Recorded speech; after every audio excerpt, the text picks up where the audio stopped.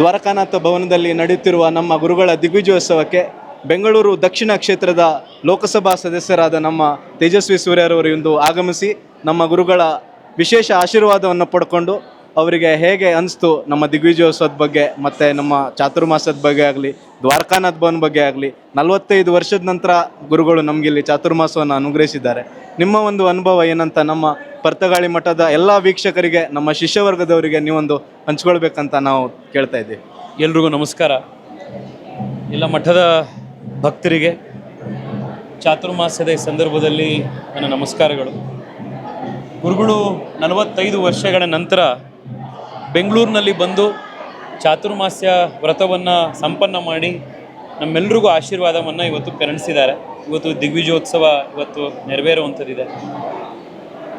550 ವರ್ಷಗಳ ಒಂದು ಇತಿಹಾಸ ಇರುವಂಥ ಮಠ ಇದು.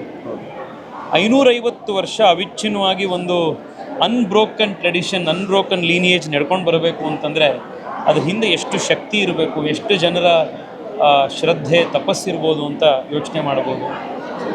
ಇದೇ ಹಿಂದೂ ಧರ್ಮದ, ಭಾರತದ ಒಂದು ಅಂತಃಶಕ್ತಿ. This is the real strength of Bharat. ಇವತ್ತು ಆಬಾಲ ವೃದ್ಧರು ಎಲ್ಲರೂ, ಚಿಕ್ಕ ಮಕ್ಕಳ ಇನ್ನೂ 1 ವರ್ಷ 2 ವರ್ಷದ ಮಕ್ಕಳಿಂದ ಹಿಡಿದು 85-90 ವರ್ಷದ ವಯಸ್ಸವರು ಕೂಡ ಬಂದು ಭಾಗವಹಿಸಿ ಉತ್ಸವದಲ್ಲಿ ಗುರುಗಳ ಆಶೀರ್ವಾದವನ್ನು ಪಡೆದಿರೋದು ಭಾಳ ಸಂತೋಷ ಆಗಿದೆ.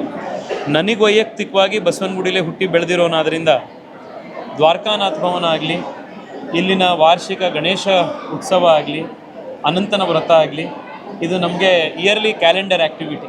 ಪ್ರತಿ ವರ್ಷ ಬಂದು ಭಾಗವಹಿಸುವಂಥ ಒಂದು ಕಾರ್ಯಕ್ರಮಗಳು. ಕೋವಿಡ್ ಟೈಮ್ನಲ್ಲೂ ಕೂಡ ದ್ವಾರಕಾನಾಥ ಭವನ ಕಂಪ್ಲೀಟಾಗಿ ಟ್ರಾನ್ಸ್ಫಾರ್ಮ್ ಆಗಿ ಜನರ ಸೇವೆಗೆ ಕೋವಿಡ್ ಸೆಂಟರ್ ಆಗಿ, ಜನಕ್ಕೆ ರೇಷನ್ ಆಗಿರ್ಬೋದು, ಕೋವಿಡ್ ಕೇರ್ ಸೆಂಟರ್ ಆಗಿ ಎಷ್ಟು ಸೇವೆ ಇಲ್ಲಿಂದ ನಡೀತು.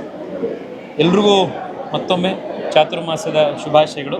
ನಮಸ್ಕಾರ. ನಮ್ಮ ವೀಕ್ಷಕರಿಗೆ ಮಾತಾಡಿದಂಥ ತಮಗೆ ಅನಂತ ಧನ್ಯವಾದಗಳು ಸರ್, ಹಾಗೂ ಇಲ್ಲಿ ಬಂದಿದ್ದಕ್ಕೆ ತುಂಬ ಧನ್ಯವಾದ. Thank you sir.